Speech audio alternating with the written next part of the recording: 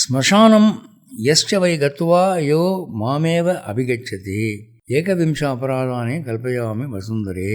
சுடுகாடு, ஸ்மசானம்னா சுடுகாடு. சுடுகாட்டுக்கு தன்னுடைய நெருங்கின உறவினர்கள் இறந்ததுக்கும் போகிறதுண்டு. நம்ம அம்மா அப்பா மனைவி கணவன் இதுக்காகவும் சுடுகாட்டுக்கு போவோம்.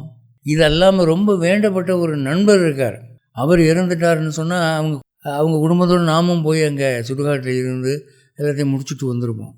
அப்படி சுடுகாட்டுக்கு போக வேண்டிய அவசியம் ஏற்பட்டால் அல்லது வேறு ஏதாவது ஒரு காரணத்துக்காக, இப்போல்லாம் சுடுகாட்டினுடைய ஒரு பகுதியிலேயே அவங்க அப்பார்ட்மெண்ட்டு கட்டி விற்கிறாங்க.